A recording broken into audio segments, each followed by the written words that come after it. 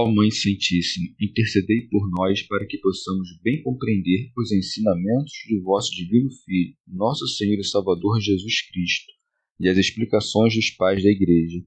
Ó Virgem Imaculada, ofereço-vos este trabalho e peço que abençoeis aqueles que o ouvirem, e que seja para a maior honra e glória de Deus. Amém. Senhor onipotente, purificai o meu coração e os meus lábios. Vós, que purificastes os lábios do profeta Isaías com carvão em brasa, e dignai-vos, por tal modo, purificar-me com a vossa misericórdia, para que possa dignamente anunciar o vosso santo Evangelho. Por Jesus Cristo nosso Senhor. Amém. Senhor, abençoai-me. Que o Senhor resida no meu coração e nos meus lábios, para que anuncie digna e convenientemente o seu Evangelho. Amém. Evangelho de Nosso Senhor Jesus Cristo, segundo São Lucas. A Anunciação. No 6º mês, o anjo Gabriel foi enviado por Deus a uma cidade da Galiléia chamada Nazaré, a uma virgem desposada com um varão chamado José, da casa de Davi. E o nome da virgem era Maria. Entrando onde ela estava, disse-lhe: Alegra-te, cheia de graça, o Senhor está contigo. Ela ficou intrigada com essa palavra e pôs-se a pensar qual seria o significado da saudação. O anjo, porém, acrescentou: Não temas, Maria, encontraste graça junto de Deus.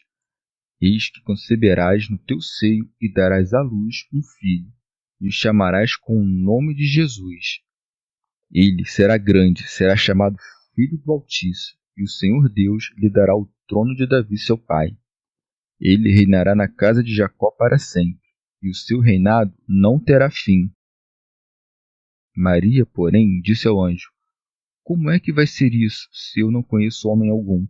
O anjo lhe respondeu: O Espírito Santo virá sobre ti, e o poder do Altíssimo vai te cobrir com a sua sombra. Por isso, o santo que nascer será chamado Filho de Deus. Também Isabel, tua parenta, concebeu um filho na velhice, e este é o 6º mês para aquela que chamavam de estéril. Para Deus, com efeito, nada é impossível. Disse então Maria: Eu sou a serva do Senhor. Faça-se em mim segundo a tua palavra. E o anjo a deixou. Comentários dos Pais da Igreja. São Beda. Como a encarnação do Cristo deveria ocorrer na 6ª idade do mundo e deveria servir para o cumprimento da lei, é com razão que o anjo enviado a Maria anuncia no 6º mês da concepção de João o Salvador que nasceria. Por isso é dito, no 6º mês. O 6º mês é março, em cujo 25º dia Nosso Senhor foi concebido, e segundo a tradição, padeceu, assim como nasceu no 25º dia do mês de dezembro.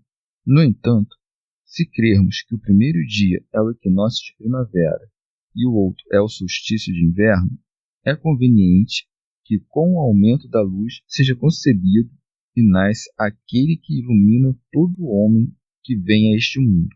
Se, porém, alguém objetar que os dias crescem ou são maiores que a noite antes do tempo do nascimento e da concepção de Nosso Senhor, diremos que São João já anunciava o reino dos céus antes do seu advento.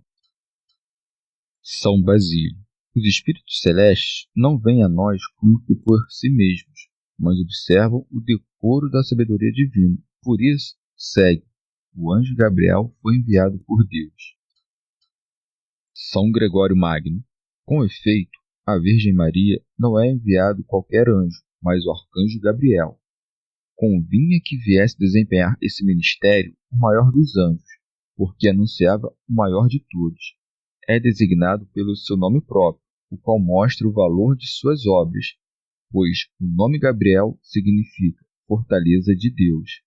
Pela fortaleza de Deus, portanto, devia ser anunciado aquele que, sendo o Deus das forças e poderoso na guerra para vencer todas as batalhas, vinha debelar as potestades aéreas. Glosa de São Tomás. Acrescenta-se também o lugar ao qual é enviado, a uma cidade da Galiléia chamada Nazaré. Com efeito, anunciava-se que viria como Nazareno, isto é, como Santo dos Santos. São Beda. Era um princípio adequado para a restauração humana que um anjo fosse enviado para consagrar uma virgem para um parto divino. Com efeito, a primeira causa da perdição humana foi que a serpente fosse enviada pelo diabo para enganar a mulher com o espírito da soberba. Por isso segue, alma virgem. Santo Agostinho. Com efeito, somente a virgindade pôde dar à luz aquele que não podia ter uma igual em seu nascimento. Era preciso que, por um milagre insigne, a nossa cabeça, segundo a carne, nascesse de uma virgem, a fim de indicar que os seus membros deveriam, segundo o Espírito, nascer de uma igreja virgem. São Jerônimo. Com razão, um anjo é enviado a uma virgem, porque o estado virginal sempre é afeito ao anjo. Seguramente, viver fora da carne, estando na carne, não é uma vida terrestre, mas celestial. São João Crisóstomo. O anjo não anuncia a virgem depois do parto, para que não se perturbasse demais, mas lhe fala antes da concepção. Não aparece em sonho, mas visivelmente. Isso porque, devendo receber uma grande notícia, precisava de uma visão solene antes de os fatos se cumprirem. Santo Ambrósio. A Escritura diz com razão ambas as coisas, que era desposada e que era virgem. Virgem para manifestar que desconhecia toda a união marital. Desposada para que não sobreviesse a infâmia de ter maculado sua virgindade aquela cujo ventre carregado parecia um sinal de corrupção. Quis antes o Senhor que alguns duvidassem do seu nascimento e da pureza da sua mãe. Sabia quão delicado é o pudor de uma virgem e quão frágil é a reputação de castidade. Não julgou conveniente que a fé no seu nascimento fosse construída sobre injúrias à sua mãe. Segue-se também que, assim como a Santíssima Virgem foi íntegra pelo seu pudor, assim também a sua virgindade deveu ser inviolável na opinião. Não convinha deixar às virgens que vivem má reputação essa aparência escusa, isto é, que a mãe mesma do Senhor parecesse difamada. O que se poderia arrepender aos judeus e a Herodes se houvesse parecido que perseguiam o fruto de um adultério? Como pudera dizer ele mesmo, não vim destruir a lei, mas cumpri-la, se parecesse começar por uma violação da lei, condena o parto daquela que não está casada? O que, por outro lado, dá mais fé às palavras da Virgem e remove todo o pretexto da mentira. Mãe, sem estar casada, deveria ter querido ocultar a sua falta com uma mentira. Casada, não tinha motivo para mentir, posto que a fecundidade é o prêmio e a graça do casamento. Tampouco é pequena causa que a virgindade de Maria enganasse o príncipe do mundo, o qual, vendo-a desposada com um homem, nada pôde suspeitar a respeito de seu par. Orígenes. Com efeito, se não tivesse esposo, logo teria feito o diabo pensar em como aquela que não conhecia nenhum homem poderia estar grávida. Essa concepção, diria, deve ser divina, deve ser algo superior à natureza humana. Santo Ambrósio. No entanto, enganou ainda mais os príncipes do mundo. Com efeito, a malícia dos demônios descobre até as coisas ocultas, mas os que se ocupam das vaidades do mundo não podem conhecer as coisas divinas. Por isso, Deus serve-se do marido, a testemunha mais segura do pudor, que poderia ter denunciado a ofensa e se vingado do opróbrio, se não conhecesse o mistério. Dele é dito, chamado José, da casa de Davi. São Beda, o qual não somente se refere a São José, mas também a Maria. Com efeito, a lei ordenava que cada um desposasse uma mulher de sua própria tribo ou família. Prossegue o mesmo evangelista. O nome da Virgem era Maria. Maria significa em hebraico estrela do mar, que seria senhora, e com razão, porque mereceu levar nas entranhas o Senhor do mundo e a luz perene dos séculos. Santo Ambrósio. Conhece-se a Virgem por seus costumes, só em seu quarto, sem ser vista por nenhum homem, encontrada apenas pelo anjo.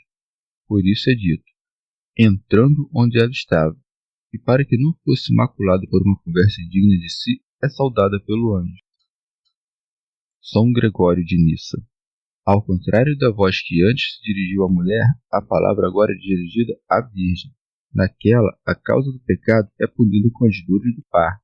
Nesta, a tristeza é afastada pelo gozo. Por isso, com razão, o anjo anuncia à Virgem, dizendo: Salve! Expositor grego. Atesta-se que era digna de ser desposada quando se diz cheia de graça. Com efeito, mostra-se que era fecunda em graças, como que mostrando um dote esponsal, ou penhor. Com efeito, daquelas coisas que menciona, uma pertence à esposa e a outra ao esposo. São Jerônimo. E com razão se diz cheia de graça, porque aos demais a graça é distribuída por partes, mas em Maria foi infundida ao mesmo tempo toda a plenitude da graça. É verdadeiramente cheia de graça aquela pela qual a chuva abundante do Espírito Santo foi derramada sobre toda a criatura. Ora, já estava com a Virgem aquele que lhe enviava o seu anjo, e o Senhor se antecipou ao seu enviado. Não poderia estar contido em um lugar aquele que está em todas as partes. Por isso segue: o Senhor é contigo. Santo Agostinho. Mais que contigo, pois ele está no teu coração. Forma-se no teu seio, preenche tua alma, preenche o teu ventre. Expositor grego. Este é o resumo de todo o anúncio. O Verbo de Deus, como esposo, produziu uma união que excede a razão, gerando e sendo gerado, conformou toda a natureza humana a si. Acrescenta-se ao final, como complemento perfeitíssimo: bendita és tu entre as mulheres, a saber, uma só entre todas as mulheres, para que também sejam benditas em ti as mulheres, como os homens no Filho. Antes, porém, ambos sejam benditos em ambos. Com efeito, assim como por uma mulher e um homem entraram no mesmo tempo no mundo o pecado e a tristeza, agora por uma mulher e um homem a bênção e a alegria são restauradas e derramadas sobre cada um. Santo Ambrósio. Conhece-se a Virgem pelo seu pudor, porque ela se assustou. Com efeito, segue-se. Ela ficou intrigada com essa palavra. Tremer é próprio das virgens, assustar-se com todo homem que se aproxima e ter pudor de tratar com todo homem. Aprende, ó Virgem, a evitar todas as palavras licenciosas. Maria envergonhou-se até mesmo com a saudação de um anjo. Expositor grego. Como era acostumado àquela classe de aparições, o evangelista não atribuiu a sua perturbação ao que vê, mas ao que ouve, dizendo: ela ficou intrigada com essa palavra. Considera o pudor e a prudência da Virgem em sua alma, também em suas palavras. Tendo ouvido o alegre anúncio, examinou o que lhe fora dito, nem resistindo abertamente por incredulidade, nem se submetendo de imediato por precipitação, evitando a um só tempo a precipitação de Eva e a dureza de Zacarias. Por isso prossegue, e pôs-se a pensar qual seria o significado da saudação. Não a concepção, porque ainda ignorava a imensidão desse mistério, mas a saudação. Seria porventura licenciosa a maneira da saudação dirigida por um homem a uma virgem? Seria divina, uma vez que faz menção a Deus, dizendo: o Senhor é convosco? Santo Ambrósio.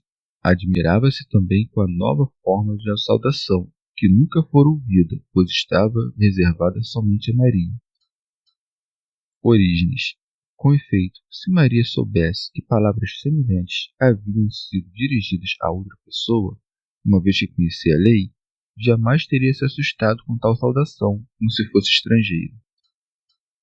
São Beda. Como vira que a Virgem havia se perturbado com aquela saudação insólita, chama-a pelo seu nome, como se a conhecesse familiarmente. Ele diz que não deve temer, por isso é dito: o anjo lhe disse: não temas, Maria. Expositor grego. Como se dissesse: não vim te enganar, mas trazer a absolução do engano. Não vim roubar tua virgindade inviolável, mas abrir uma habitação para o autor e guardião da pureza. Não sou ministro da serpente, mas o enviado daquele que destrói a serpente. Venho tratar de um casamento, não maquinar tramas. Assim, pois, não deixou que ela se atormentasse com considerações impertinentes, para não ser julgado ministro e fiel à sua incumbência. São João Crisóstomo. Aquele, pois, que mereceu graça diante de Deus, não tem o que temer. Por isso prossegue: encontraste graça junto de Deus. Ora, de que modo alguém a encontra, senão pela sua humildade? Com efeito, Deus dá a graça aos humildes. Expositor grego. A Virgem encontrou graça diante de Deus porque, adornando a sua própria alma com o esplendor da pureza, preparou uma habitação agradável para o Senhor, e não somente conservou inviolável o seu celibato, mas também manteve a sua consciência imaculada. Orígenes. Muitos haviam encontrado graça antes dela, por isso acrescento que lhe é próprio, dizendo: eis que conceberás no teu seio. Expositor grego. Dizendo eis, denota rapidez e presença, insinuando com essa palavra que se havia realizado a concepção. Severo de Antioquia. Diz: conceberás no teu ventre, para demonstrar que o Senhor toma carne do próprio seio virginal e da nossa substância. Com efeito, o Verbo divino veio limpar a natureza humana, o nascimento e os princípios da nossa geração. Por isso, sem pecado e sem concurso de um homem, é concebido na carne como nós e carregado no ventre pelo espaço de 9 meses. São Gregório de Nissa. Mas como acontece especialmente que é concebido o Espírito Divino e ela dá à luz o Espírito da salvação, segundo anunciar o profeta, o anjo anuncia: e darás à luz um filho. Santo Ambrósio. Nem todos são como Maria, e quando concebem o Verbo do Espírito Santo, o dão à luz. Há aqueles que abortam o Verbo antes de lhe dar à luz, e há aqueles que têm Cristo em seu seio, mas ainda não o formaram. São Gregório de Nissa. Assim como a expectativa do parto incute medo nas mulheres, o anúncio de um parto doce anula esse temor, como é acrescentado: a quem porás o nome de Jesus. Com efeito, o advento do Salvador afasta todo medo. São Beda. O nome de Jesus significa Salvador ou salutar. Expositor grego. Diz, pois, a quem porás, não o pai porá, pois ele carece de pai quanto à geração inferior, assim como carece de mãe quanto à geração superior. São Cirilo. Esse novo nome foi imposto ao Verbo divino e era adequado para o seu nascimento na carne, segundo o que diz o profeta: chamar-te-ão por um nome novo, que o Senhor designará por sua própria boca. Expositor grego. Mas como esse nome é comum ao sucessor de Moisés, o anjo, indicando que não será semelhante àquele, acrescenta: será grande. Santo Ambrósio. Também foi dito de São João que seria grande. Contudo, aquele foi grande como homem, e este é grande como Deus. Com efeito, o poder de Deus difunde-se amplamente, e a grandeza da substância celeste estende-se amplamente. Não está encerrado em um lugar, não é compreendido pelo pensamento, não é determinado pelo cálculo, não é alterado pelos tempos. Orígenes. Vê, portanto, a grandeza do Salvador, como ela se estende sobre todo o mundo, cobre os céus e vê como preenche os lugares celestes. Baixa com o pensamento aos abismos e vê que ele desceu até lá. Se vives isso, entendereis também o cumprimento destas palavras: será grande. Expositor grego. Nem a assunção da carne diminui a divindade, antes exalta a humildade da humanidade. Por isso prossegue: e será chamado Filho do Altíssimo. Não é tu quem lhe imporás esse nome, mas ele próprio é que será chamado. Por quem, a não ser pelo seu Pai consubstancial? Ninguém conhece o Filho a não ser o Pai. Quem tem o conhecimento infalível do gerado é o verdadeiro intérprete quanto à imposição adequada de seu nome. Por isso é dito: este é o meu Filho amado. Ele existe desde a eternidade, embora apenas agora nos manifeste o seu nome. Por isso diz: será chamado, não será criado ou gerado, pois antes dos séculos já era consubstancial ao Pai. Conceberás, pois, tornar-se teás mãe, e teu ventre virginal conterá aquele que os céus não são capazes de conter. São João Crisóstomo. Para alguns parecerá absurdo que Deus habite um corpo. Contudo, porventura o Sol, cujo corpo é sensível, mancha a sua própria natureza, enviando os seus raios onde quer que seja? Com muito mais razão, o Sol da Justiça, tomando o corpo do mais puro ventre virginal, não apenas não se contaminou, como santificou ainda mais sua mãe. Expositor grego. E para recordar a Virgem dos Profetas, acrescenta: e o Senhor Deus lhe dará o trono de Davi, seu pai, para que soubesse claramente que aquele que nasceria dela era o próprio Cristo, que, segundo a promessa dos profetas, nasceria da descendência de Davi. São Cirilo. No entanto, não procedia de José o corpo puríssimo do Cristo. Com efeito, José e a Virgem provinham de uma mesma linha, da qual o Filho unigênito tomou a forma humana. São Basílio. O Senhor não se assenta no trono material de Davi, uma vez que o reino dos judeus havia passado a Herodes. Chama-se trono de Davi aquele em que se assenta o Senhor para governar um reino indissolúvel. Por isso segue: ele reinará na casa de Jacó. São João Crisóstomo. Chama aqui casa de Jacó todos aqueles do número dos judeus que creram nele. Com efeito, como diz São Paulo, nem todos os que pertencem a Israel são israelitas. Somente os filhos da promessa são contados como descendentes. São Beda. Ou chama a casa de Jacó toda a igreja que ou nasceu de uma raiz boa, ou, sendo um zambujeiro, foi enxertado por meio da fé em boa oliveira. Expositor grego. Ninguém pode reinar eternamente a não ser Deus. Por isso, embora se diga que recebe o trono de Davi por causa da sua encarnação, enquanto Deus é reconhecido como Rei eterno, prossegue, e o seu reino não terá fim, não somente enquanto Deus, mas também enquanto homem. No presente, reina sobre muitos, mas reinará por fim sobre todos, porque todas as coisas lhe serão submetidas. São Beda. Cesse, portanto, o Nestório de dizer que somente o homem nasceu da Virgem, que este não foi recebido pelo Verbo em unidade de pessoa.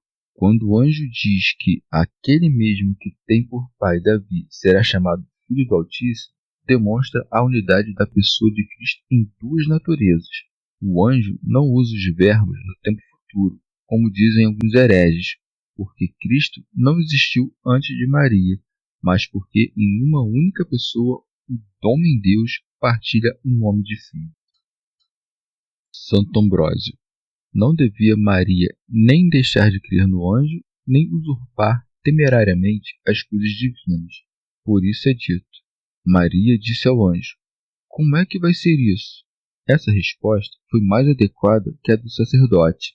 Esta diz: como se fará isso? E aquele responde: como terei certeza disso? Aquele se nega a crer, e como que busca outra autoridade para dar a sua fé. Esta não duvida que se fará, pois pergunta: como se fará? Maria lê em Isaías: eis que a Virgem concebeu e dará à luz um filho. E, portanto, creu que aconteceria. Porém, não lera como aconteceria. Não fora revelado nem a um profeta tão grande como aquilo se cumpriria. Tão grande mistério deveria ser proclamado não pela boca de um homem, mas pela de um anjo. São Gregório de Nissa. Considera também as palavras da Virgem pura. O anjo anuncia-lhe o parto, e ela se apoia em sua virgindade, julgando a sua inviolabilidade mais preciosa que a visão do anjo. Por isso diz: se eu não conheço homem algum. São Basílio. Conhecimento entende-se de muitos modos. Chama-se conhecimento a sabedoria do nosso Criador, também a notícia de suas grandes obras, a observância dos seus mandamentos e daquilo que nos aproxima dele, e, finalmente, a união nupcial, como aqui se entende. São Gregório de Nissa. Essas palavras da Virgem indicam aquilo que guardava no segredo de seu coração. Com efeito, se pretendesse desposar José a fim de se unir maritalmente, por que razão se admiraria quando se fala em concepção? pois, sem dúvida, então esperaria ser mãe um dia de acordo com a lei da natureza. Uma vez, porém, que deveria preservar inviolado seu corpo oferecido a Deus como uma hóstia sagrada, diz: pois eu não conheço varão, como se dissesse: ainda que tu sejas um anjo, parece-me impossível que eu conheça varão. Como, pois, serei mãe se não tenho marido? Pois a José só conheci como esposo. Expositor grego.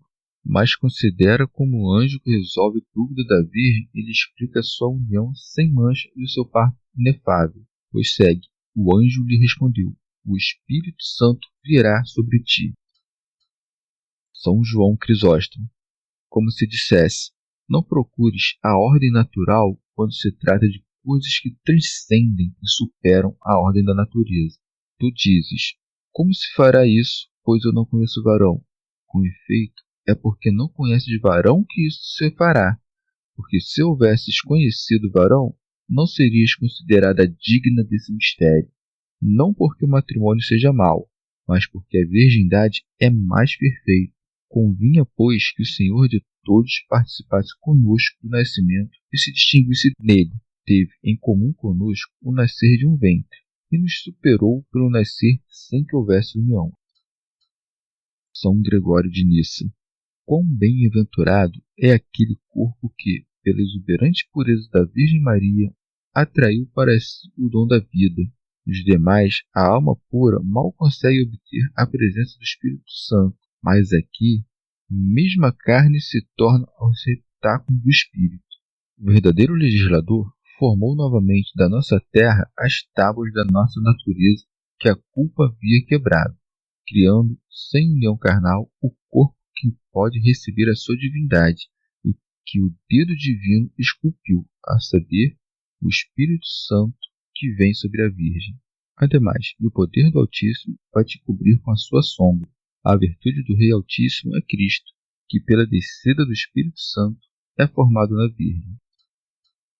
São Gregório Magno. Pelas palavras vai descobrir com a sua sombra, exprimem-se as duas naturezas do Deus que se encarnaria. Com efeito, a sombra é formada pela luz e pelo corpo. O Senhor, por sua divindade, é luz. Como a luz incorpórea assumiria o corpo no ventre da Virgem, disse apropriadamente: a virtude do Altíssimo te cobrirá com a sua sombra, isto é, em ti o corpo da humanidade receberá a luz incorpórea da divindade, pois isso é dito a Maria por causa do consolo que é dado do céu. São Beda. Não conceberás, portanto, da semente de um homem que não conheces, mas do Espírito Santo, do qual és cheia. O ardor da concupiscência não estará em ti, que serás coberta pela sombra do Espírito Santo. São Gregório de Nissa. Ou dirá, vai descobrir com a tua sombra, porque, assim como a sombra toma a sua forma daquilo que está à sua frente, assim os sinais da divindade do Filho de Deus brilharão como um milagre de sua geração. Assim como em nós se encontra uma virtude vivificante na matéria corpórea pela qual o homem é formado, assim, na Virgem, a virtude do Altíssimo, por intermédio do Espírito Santo vivificante, tomou a matéria da carne de corpo virginal para formar o homem novo. Por isso, prossegue, por isso o santo que nascer. Santo Atanásio. Professamos que o que foi tomado de Maria para constituir a natureza humana é verdadeiro corpo. Maria é, pois, nossa irmã, uma vez que todos descendemos de Adão. São Basílio. Por isso, diz São Paulo, Deus enviou seu Filho feito da mulher, não pela mulher, pois dizendo pela mulher, poderia sugerir a mera ideia do nascimento. Dizendo, porém, da mulher, manifesta a comunhão da natureza do gerado com sua mãe. São Gregório Magno. Em distinção à nossa santidade, declara-se que Jesus, de maneira singular, nasceu santo. De fato, ainda que nos tornemos santos, não nascemos santos, porque somos oprimidos pela condição da nossa natureza corruptível, podendo dizer como o profeta, eis que nasci na culpa. Somente nasceu verdadeiramente santo aquele que não foi concebido pela conjunção carnal, que não é, ao contrário do que professam tolamente os hereges, um na humanidade e outro na divindade, de modo que, sendo concebido como simples homem, Deus logo tivera assumido seu corpo, anunciando o anjo e descendo o Espírito. Logo o Verbo se fez carne no ventre. Por isso, prossegue, será chamado Filho de Deus. Teofilacto. Vê como o anjo manifestou a Santíssima Trindade, não mencionando unicamente o Espírito Santo, mas também o poder, isto é, o Filho e o Altíssimo, a saber, o Pai. São João Crisóstomo. Como que fora dito superava o entendimento da Virgem, o anjo passou a falar de coisas mais simples, para persuadi-la por meio de coisas sensíveis. E por isso diz, também Isabel, tua parenta, concebeu um filho. Observa a prudência de Gabriel. Não recorda de Sara, nem Rebeca, nem Raquel, pois eram exemplos antigos, mas refere a um fato recente para fortalecer o seu entendimento. E por isso faz menção da idade quando diz, também ela concebeu um filho na sua velhice, indicando a sua incapacidade natural. Prossegue, e este é o 6º mês. Não anunciou desde o princípio a gravidez de Isabel, mas depois de transcorridos 6 meses, a fim de que o volume do seu ventre servisse de prova. São Gregório Nazianzeno. Mas alguém perguntará, de que modo Jesus descende de Davi?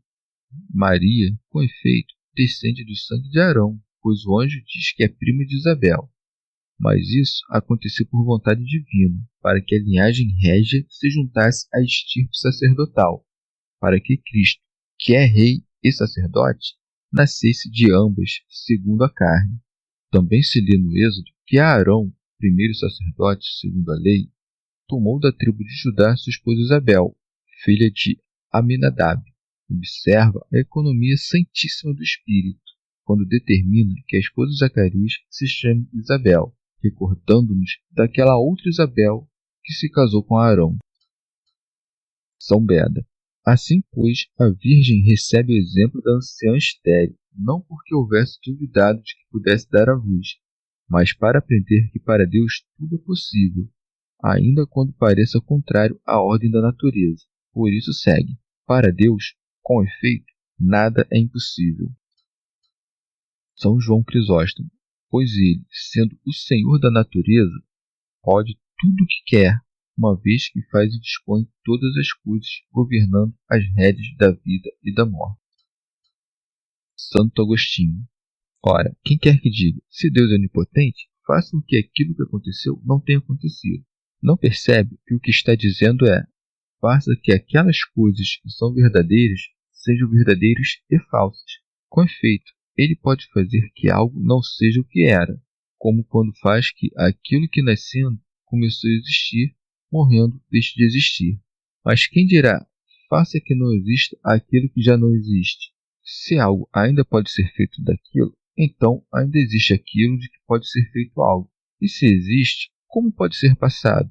Assim, aquilo que dizemos que existiu, na realidade, não existe. No entanto, é verdade que aquilo foi, porque o verdadeiro não está já na coisa que já não é, mas na nossa sentença a seu respeito. Deus não pode fazer que essa sentença seja falsa.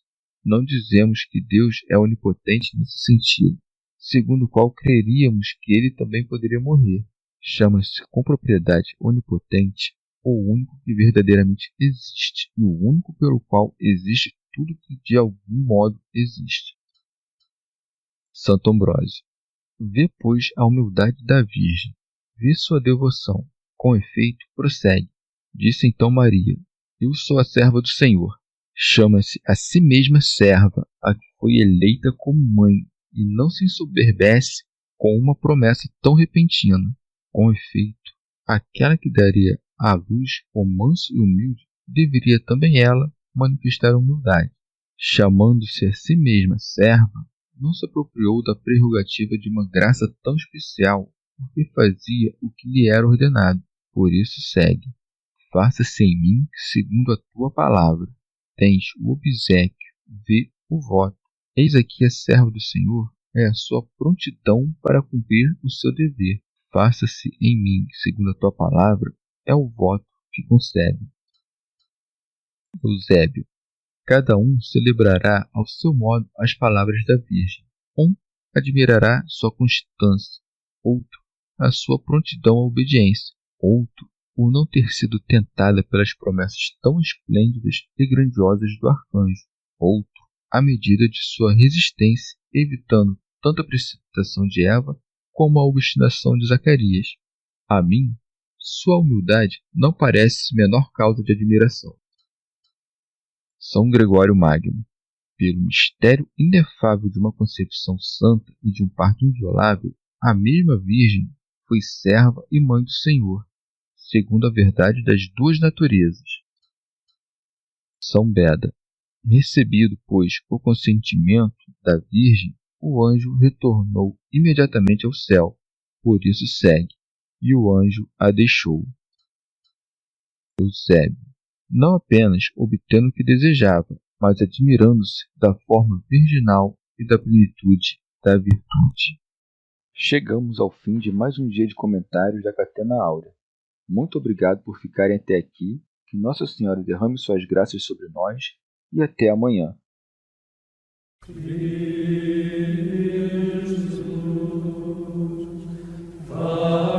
Jesus,